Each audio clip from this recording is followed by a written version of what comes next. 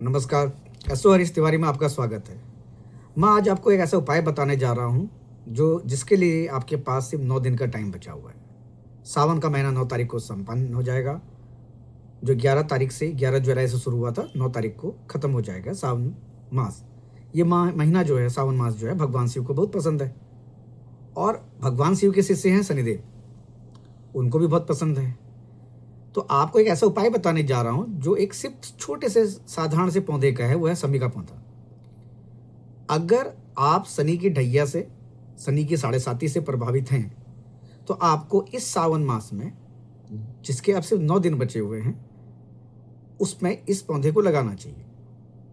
इस पौधे से लगाने से क्या होगा, एक तो नेगेटिविटी जाएगी, दूसरा जो शनिदेव का प्रभाव आपको मिल रहा है, जिन लोगों की 7.5 स्टार्ट हुई है, जिन लोगों की ढैया शुरू हुई है, जिनकी कंटक शनि स्टार्ट हुआ है, उन लोगों के लिए ये बहुत ज़रूरी है कि वो इस सावन के महीने में एक शमी का पौधा लगाएं। और शमी का पौधा लगाने से क्या होगा कि जो शनिदेव कष्ट देते हैं ढैया में या कंटक शनि में या 7.5 में, उसका प्रभाव कम होगा। ये आप सभी लोगों को मालूम है कि 3 राशियाँ शनिदेव की 7.5 से प्रभावित हैं: मेष राशि, मीन राशि और कुंभ राशि।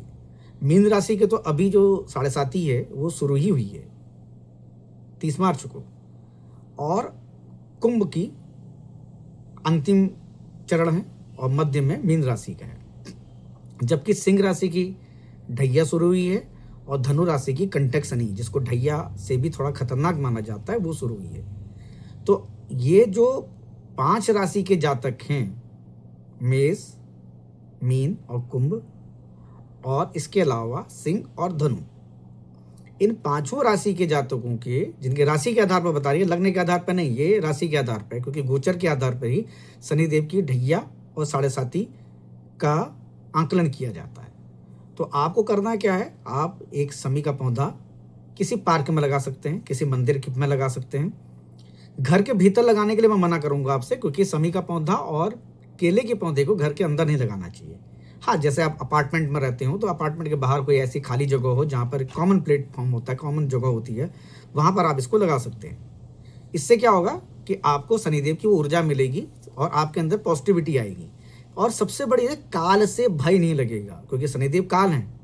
आदमी जब शनिदेव की 7.5 होती है या ढैया होती है, कंटक शनि होती है, तो आदमी बड़ा विचलित होता है, उसके कोई काम नहीं बनते हैं, और काम न बनने की वजह से वो ऑटोमेटिकली कुछ ऐसे डिसीजन लेता है या कुछ ऐसे फैसले करता है जो उसके लिए कष्टकारी होते हैं। तो आपके लिए क्या सलाह है, आपके लिए सलाह यही है कि एक साधारण सा शमी का पौधा लगाइए, क्योंकि शमी के जैसे बेलपत्र भगवान शिव को बहुत पसंद है, वैसे शमी के पत्ते भी भगवान शिव को बहुत पसंद है।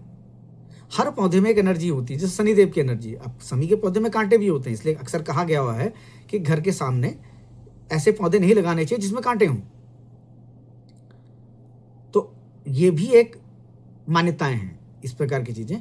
लेकिन हाँ, अगर आप इस बीच, क्योंकि 9 दिन का समय बचा है, इस बीच अगर आप शमी का एक पौधा लगाते हैं तो आपके लिए, जिनकी 7.5 चल रही, जिनकी ढैया चल रही, जिनकी कंटक शनि चल रही है, उनके लिए ये आने वाला समय अच्छा रहेगा।